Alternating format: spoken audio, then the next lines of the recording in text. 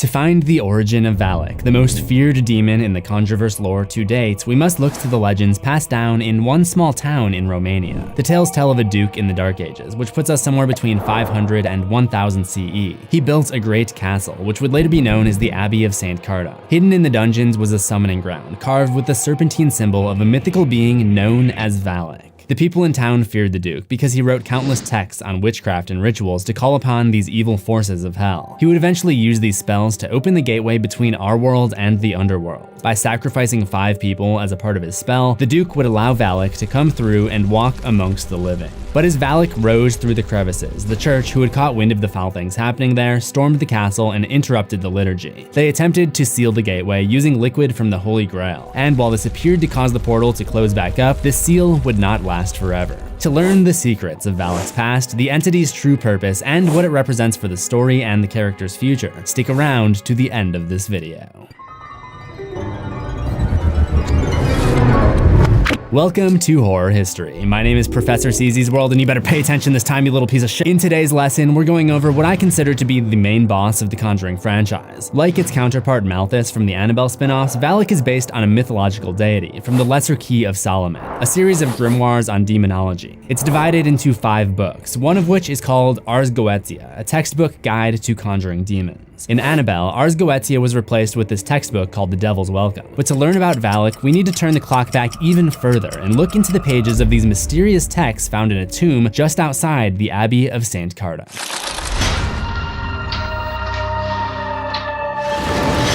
When the ancient books are discovered, we can see the outer cover of 3 of them. 2 of them have piercing yellow serpentine eyes, much like the eyes of Valak and anyone else the demon takes control of. This suggests that these books, unlike The Devil's Welcome, may specifically be about Valak. The snake eating its own tail symbol is commonly associated with Valak in the movie, but I'll come back to that shortly. In Ars Goetia, there are 72 demons said to have been commanded by the Israeli king Solomon. They range from kings, dukes, princes, marquises, knights, presidents, and earls. Valak is considered a president of hell. In the mythology, Valak looks a lot different than it does in the Conjuring movies, but there are some references to the mythological version that you may not have noticed in the movies. On one page of the book, there is a boy-like form with a snake coming out of its mouth. This is likely a reference to how Valak is depicted in the Lesser Key of Solomon, as an angelically winged boy riding on a 2-headed dragon. In the movies, Valak is a shapeshifter, whose form seems to change based on what makes its victims most uncomfortable. There's also this image. Valak is commonly associated with a snake. Serpent symbols can be found throughout the monastery,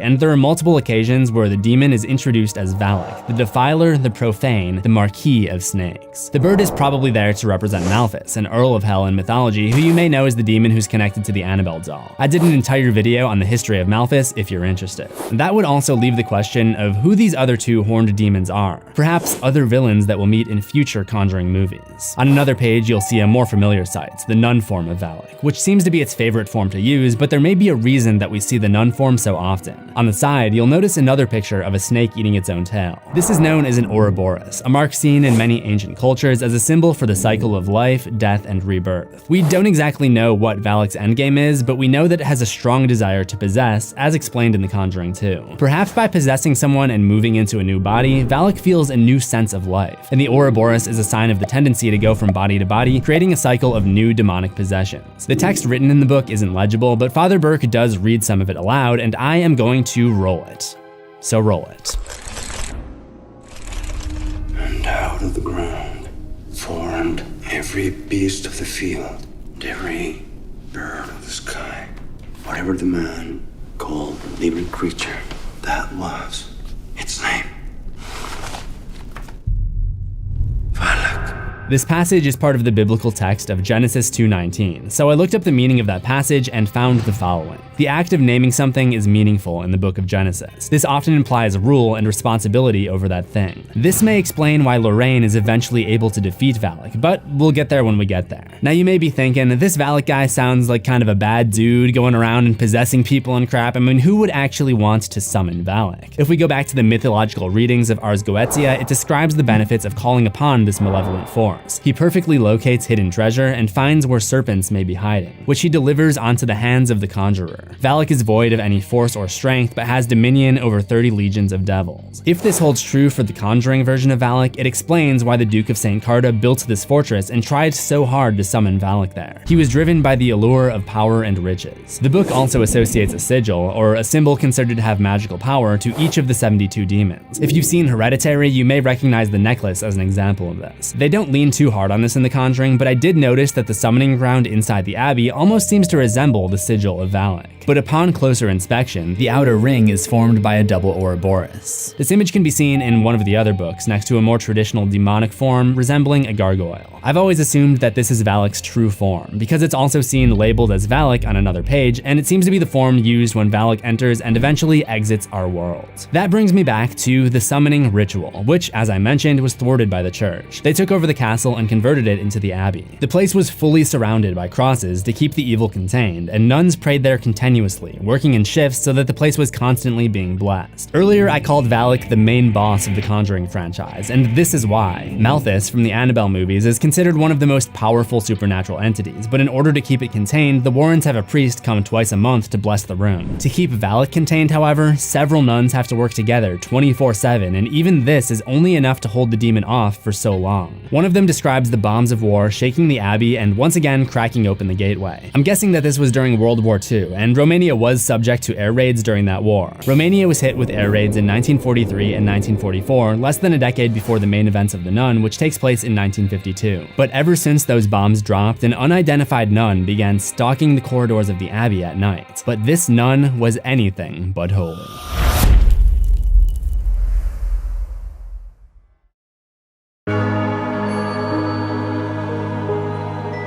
As perhaps the most powerful entity in the world of The Conjuring, with the ability to take on any form, why does Valak so often choose to become a simple nun? Why not a creepy clown, or mummy, or Coraline's mom? The answer lies in its setting.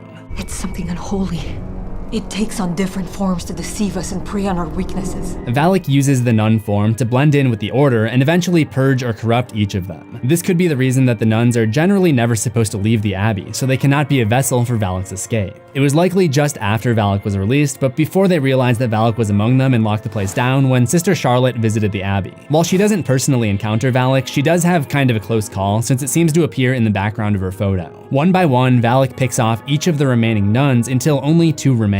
They go into the dungeon area where the gateway is to try to retrieve a relic that they believe will save them. But when Valak quickly strikes down the elder of the 2, the lone survivor must give herself up so that the demonic presence does not have a vessel to escape in. Not long after, a delivery guy named Maurice, most people just call him Frenchie, discovers the remains, and word gets around to the Vatican that trouble is afoot in Romania. They send one of their best priests, Father Burke, and an inexperienced novitiate, or nun in training, named Irene Palmer to investigate. Valak watches them as they arrive, and somehow the scene of the incident is still fresh. Valak continues to haunt the premises, but the ghosts of the nuns that inhabited it still linger. So when Sister Irene and Father Burke speak to the Reverend Mother, the highest-ranking nun in the convent, I'm assuming that this is actually Valak, posing as the Reverend Mother, because the throne she's sitting on has an Ouroboros on it. She tells them that the nuns are about to take a vow of silence for the evening, but they can stay over and speak to them in the morning. This may be part of Valak's plan to try to eliminate Burke and possess Irene during the night. As Frenchie heads back to the town after escorting them, Valak uses a variety of scary forms to send him running so that he's unlikely to want to come back for them, including this thing. If we're doing spin-offs on every character that appears, we gotta do this guy. Burke is awoken by what appears to be a boy he performed a failed exorcism on years ago. When he catches up to him, a snake slithers out of the boy's mouth and comes for Burke, knocking him back into an open casket, which becomes instantly buried by Valak's magic. Next, Sister Irene is lured out of bed into the chapel, where she sees the demon's shadow circle around her until it gets to the mirror, and appears in a corporeal form behind her, but only in the reflection, before it roars at her and shatters the mirror.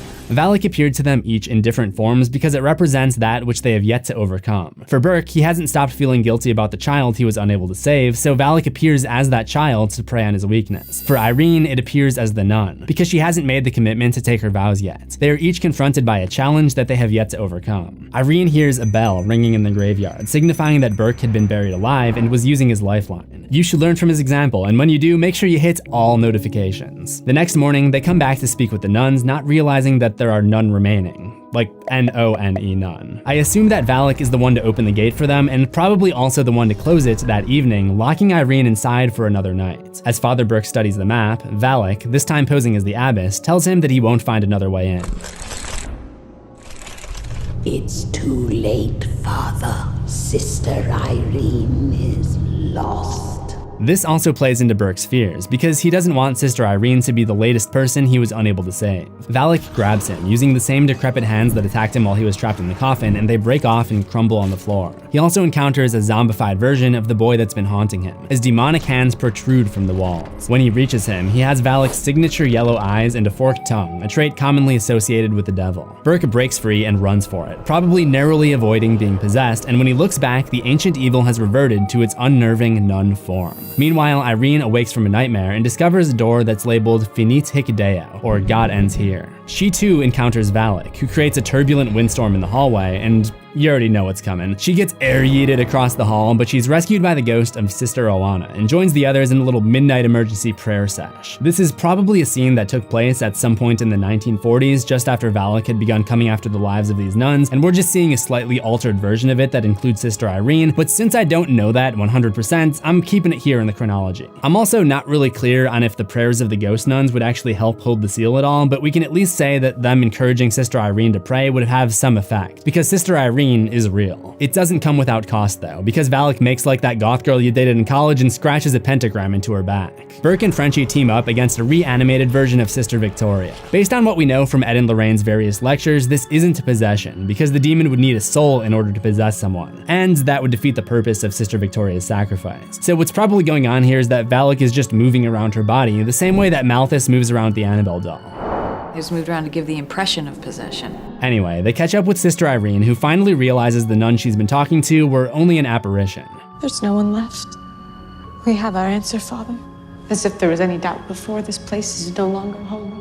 Valak next encounters them in the dungeon area, beyond the door with the Latin text translating to God Ends Here. This area represents hell within the monastery, so it's fitting that this should be where their final battle with Valak takes place. They split up to search for the gate, because, you know, that's the best plan in a horror movie. Sister Irene enters one of the rooms, and Valak appears in the form of what's the word for a group of nuns? Like a horde? Or a flock? Okay, I looked it up. Apparently it's called a superfluity, which was definitely not the word I was looking for, but whatever. We'll just call it a crowd of nuns. Each of them has their faces covered, and they're able to overcome Irene and possess her. You failed. Just as you failed everyone in your life. Tomorrow, a village will be missing its idiot.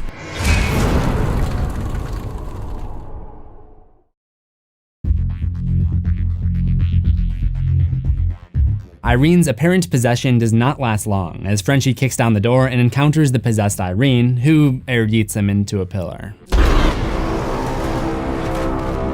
We've seen a lot of air yeeting in this franchise, and really just in this era of horror in general, but that one looks kind of painful.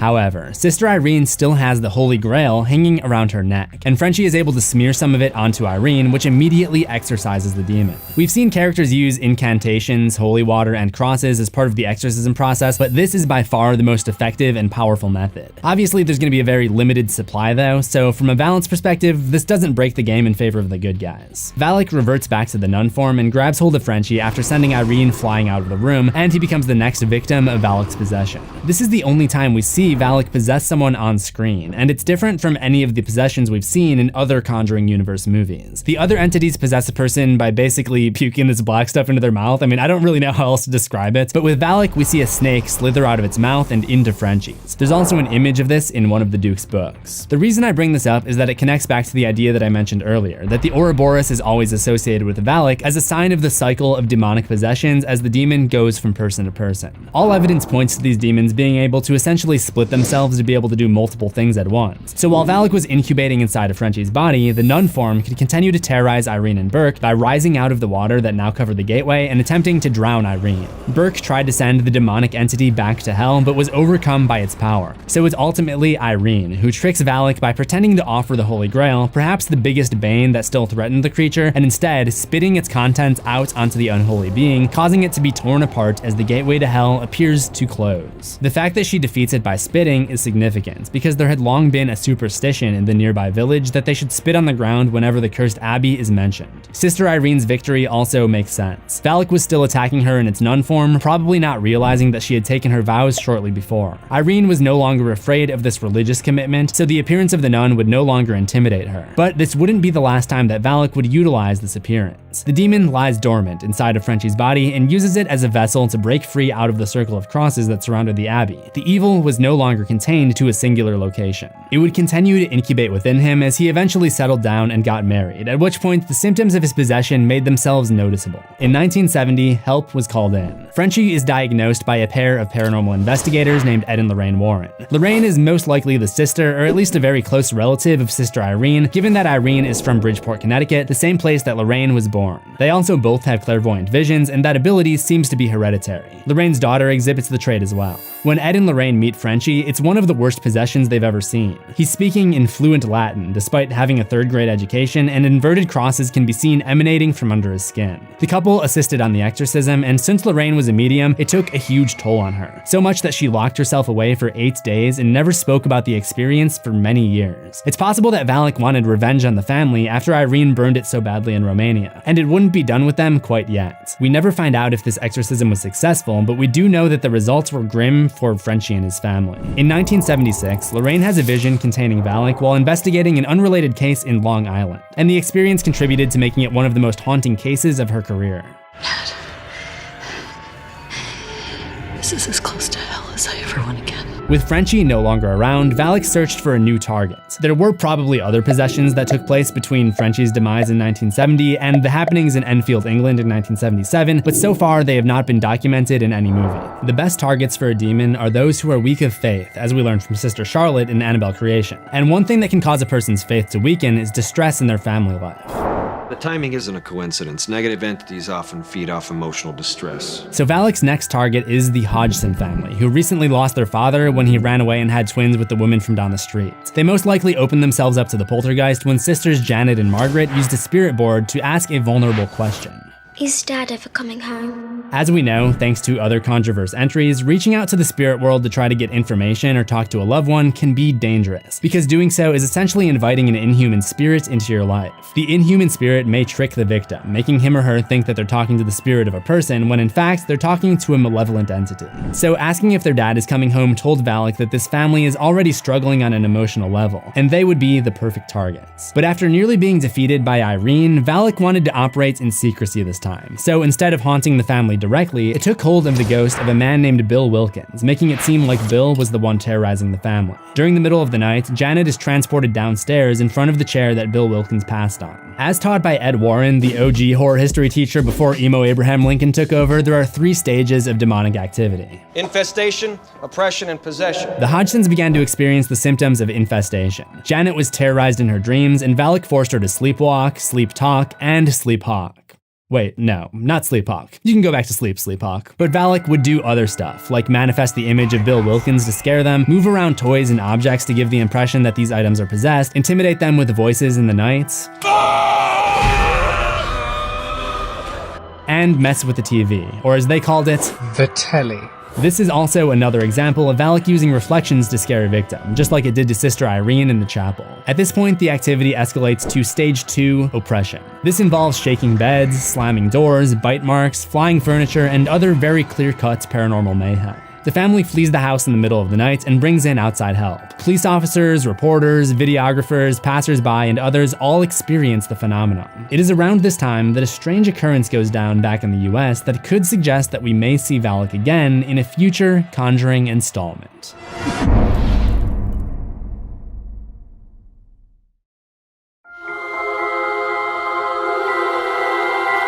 While Valak was making the Hodgson family more miserable in the United Kingdom, Lorraine was growing more paranoid over in the United States. Ed had seen Valak in a dream, which caused him to create a painting of the creepy nun, and Lorraine would have a vision of her own. There's also a scene where Judy is frozen by the disturbing image of Valak, though it's not entirely clear if this was all part of Lorraine's vision or if they both were able to see Valak. I have the sense that Judy does see Valak though, because the name appears multiple times in her artwork. Lorraine would also discover the demon's name in her own vision.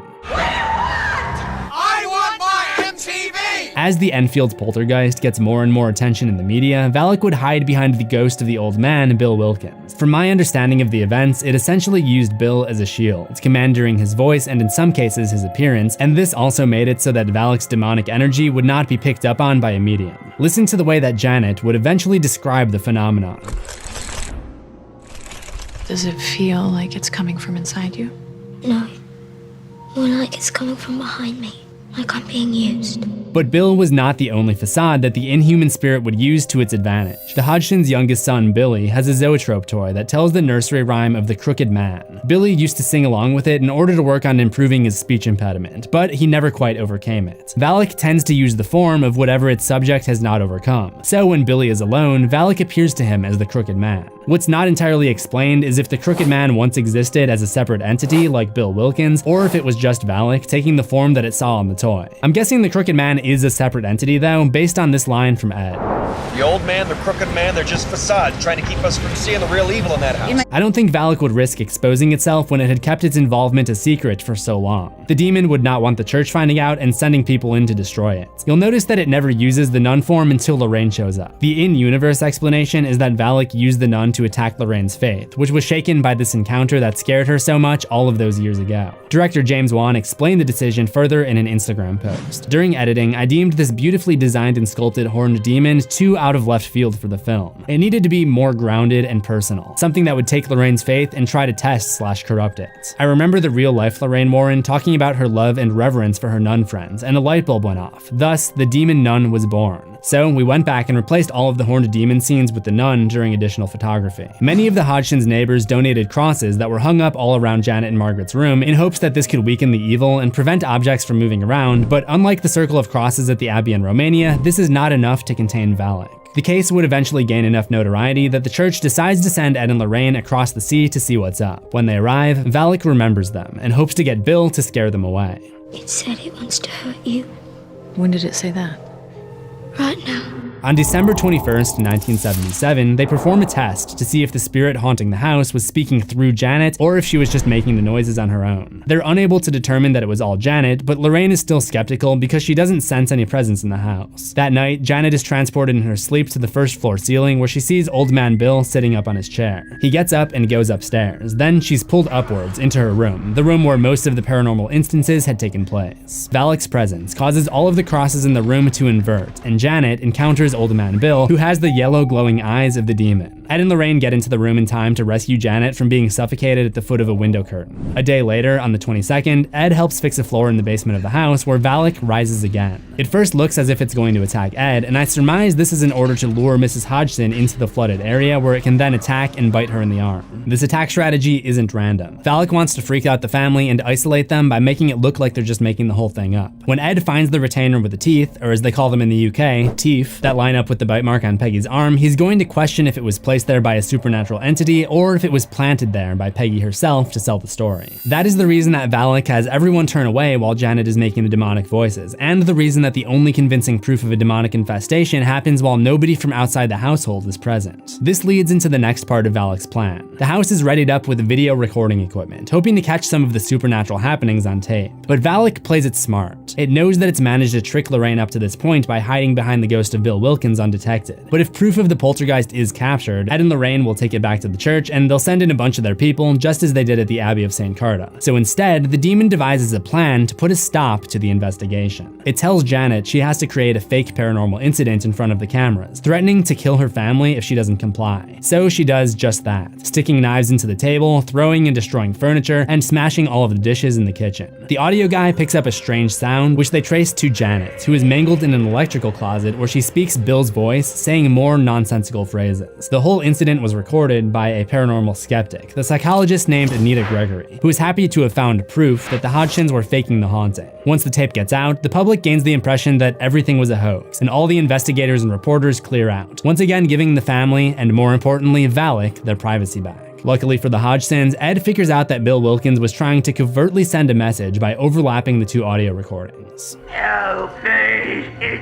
won't let me go. Upon hearing this, Lorraine has another vision, where she speaks to the real Bill Wilkins and gains an understanding of the true nature of Valak's presence for the first time.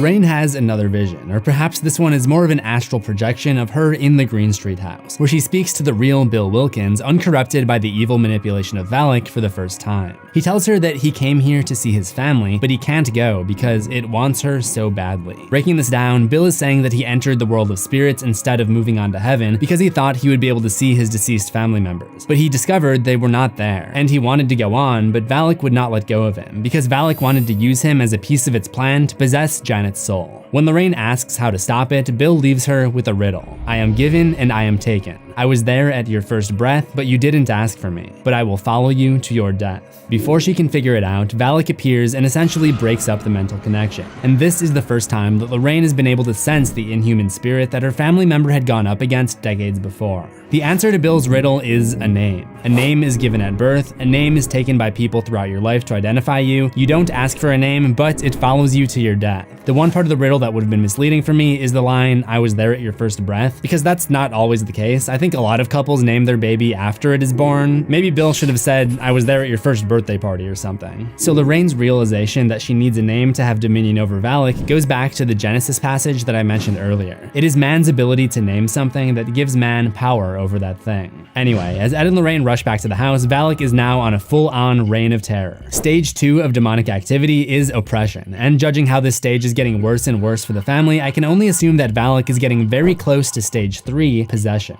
It seems like it was even already starting to possess Janet for short periods of time, if that's a possibility. When the Warrens arrive, Peggy is locked out of the house in a full state of panic. Ed tries to break in through the front window, and the demon hurls the couch across the room to block his entry. So he goes around to the back to go through the laundry room and break in from under the floorboards. But once inside, Valak locks the door, effectively separating him from Lorraine. The entity messes with the pipes and scalds Ed's face with piping hot water, partially blinding him. But he's able to hobble his way to the upstairs bedroom where Janet is about to walk out of an open window and impale herself on the spiky tree stump that waits below. I'm not entirely sure why Valak would do this, since we've kind of established that when someone dies, a demon can no longer possess them, and it's pretty clear that Valak's main goal is to possess her. But as I have in other videos, I'll attempt to justify why Valak might have behaved like this. In Annabelle, we saw in the book The Devil's Welcome that Valak and Malthus are just two of the many demons detailed that all answer to Belial, who is basically the leader of all demons. We can even see Valak's symbol, the Ouroboros, appear way back in that movie. We've also seen in both Annabelle and The Nun that summoning these demons from hell usually involves making a human sacrifice, along with some kind of spell. Maybe this was all part of Valak's plan to summon another demonic presence, possibly Belial. Ed catches her before this can happen, but this leaves him at risk to fall out of the window himself. Lorraine comes in and finds Valak standing in the corner as Ed tries to reel in Janet. She runs to save Ed, but Valak's scream easily sends her flying backwards into the wall. However, she uses the demon's name to gain dominion over it.